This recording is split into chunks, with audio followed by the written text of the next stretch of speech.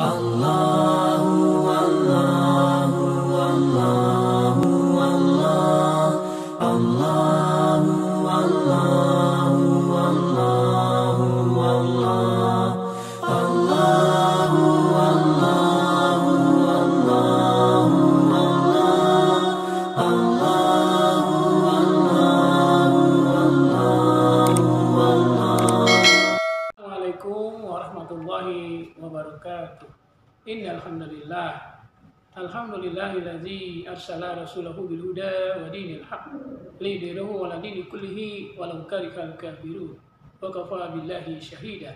Asyhadu an la ilaha illallah wahdahu la syarikalah wa asyhadu anna Muhammadan abduhu wa rasuluhu. Allahumma sholli ala Muhammad wa ala ali Muhammad. Ada anak-anak yang soleh yang solehah, Pak Ilham ingin menyampaikan materi pelajaran Al-Islam, fikih tentang pengertian infak, zakat, dan sedekah. Bismillahirrahmanirrahim. Infak secara bahasa artinya sengaja mengeluarkan sebagian harta yang kita miliki untuk di jalan Allah. Infak terbagi dua. Pertama, infak yang bersifat wajib, itu dinamakan dengan zakat. Dan kedua, infak berupa sunnah, seperti sedekah ataupun amal jariah. Kepada anak-anak yang soleh yang solehah, zakat secara bahasa berarti membersihkan atau mensucikan. Zakat ada dua, yaitu yang pertama zakat fitrah atau zakat jiwa, bertujuan membersihkan jiwa kita. Ini kita tunaikan pada saat bulan suci Ramadan sampai menjelang Idul Fitri. Kemudian yang kedua zakat mal atau zakat harta, bertujuan untuk membersihkan harta kita dan dikeluarkan sebesar 2,5% dari harta yang kita miliki. Kemudian juga kita mengenal istilah muzaki dan mustahik. Muzaki artinya seseorang yang punya kemampuan dan mempunyai kewajiban mengeluarkan zakat. Allah telah menitipkan rezeki kepadanya dan di dalamnya terdapat hak-hak orang yang tidak punya. Kemudian ada istilah mustahik. Mustahik adalah kelompok orang yang berhak untuk menerima zakat. Di antaranya fakir, miskin, amil, gharim, mu'allaf, ibnu sabil, sabilillah, dan hamba sahaya. Mereka adalah golongan-golongan orang yang berhak menerima zakat. Fakir artinya orang yang tidak mempunyai pekerjaan dan penghasilan. Hidupnya dalam serba kesusahan dan kesulitan, dan mereka berhak mendapatkan zakat ataupun infak. Kemudian miskin adalah mereka yang mempunyai pekerjaan dan penghasilan tapi tidak mencukupi kebutuhan hidupnya sehari-hari, sehingga perlu dibantu oleh kita, orang-orang yang memiliki rezeki yang Allah lebihkan dari yang lain. Kemudian amil adalah panitia pengelola zakat. Di Muhammadiyah kita mengenal Lajismu, lembaga amil zakat, infak, dan sedekah Muhammadiyah yang mengelola zakat, infak, dan sedekah warga Muhammadiyah. Kemudian ada gharim. Gharim adalah orang yang hidupnya dalam kesulitan dan penuh hutang. Penuh hutang untuk biaya kehidupan, berhutang untuk kehidupannya, berhutang untuk biaya rumah sakit, berhutang untuk biaya pendidikan, yang semuanya memerlukan bantuan dari kita semua. Kemudian ada mu'allaf, mereka-mereka yang baru kembali kepada agama Islam. Juga terdapat sabilillah, orang-orang yang berjuang membela agama Allah, para ustaz, para kiai, para santri yang ada di daerah pedalaman, yang mereka berjuang menyampaikan, mendakwahkan ajaran Islam. Juga ada ibnu sabil, para santri yang mondok di pondok-pondok pesantren yang memerlukan bantuan dan biaya, mereka juga berhak untuk mendapatkan zakat, infak atau sedekah.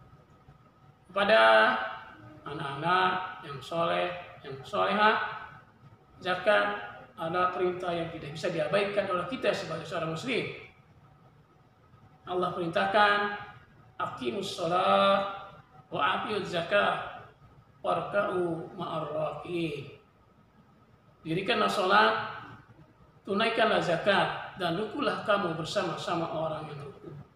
Artinya, ketika kita sholat, maka kita harus membayar zakat.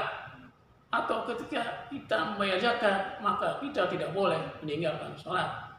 Jadi sholat, zakat, suatu perintah, satu paket yang tidak bisa kita pilih mana yang akan kita kerjakan. Dua-duanya harus kita tunaikan, dua-duanya harus kita tegakkan. Anak-anak yang soleh, yang solehah, manfaat zakat, infak, dan sedekah diantaranya yang pertama, mendapatkan kebaikan, keberkahan dari Allah Subhanahu wa Ta'ala. Yang kedua, zakat, infak, dan sedekah akan menjauhkan kita dari mara bahaya, malapetaka di dunia, lebih-lebih mara bahaya di akhirat.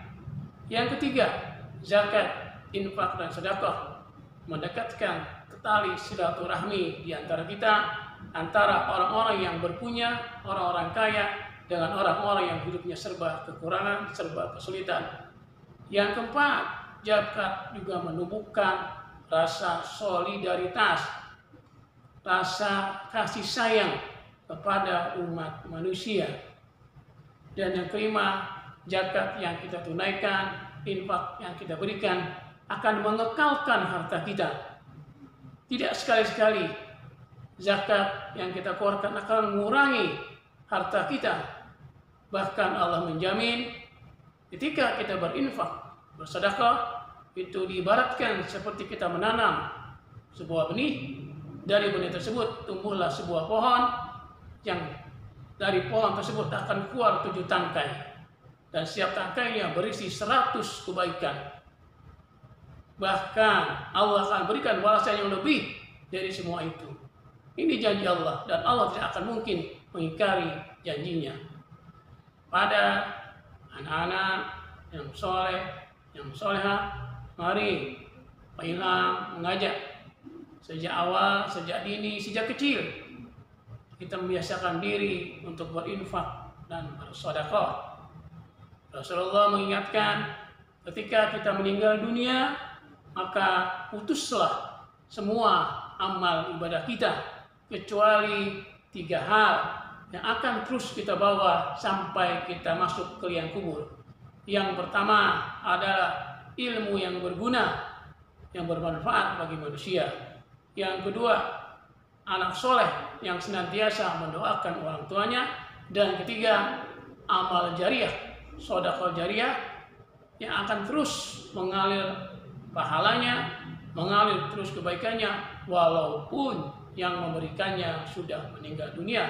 Seumpamanya kita membantu pembangunan masjid, pembangunan musola, pembangunan sekolah, pembangunan pondok pesantren dengan menyediakan semen, pasir, paku, ubin, kayu-kayu dan sebagainya, yang semua itu menjadi amal jariah dan terus akan mengalir pahalanya walaupun kita sudah meninggal dunia.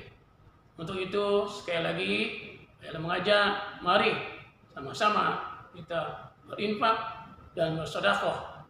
Keluarkanlah infak terbaik kita untuk agama kita, untuk Allah dan Rasul-Nya. Terima kasih.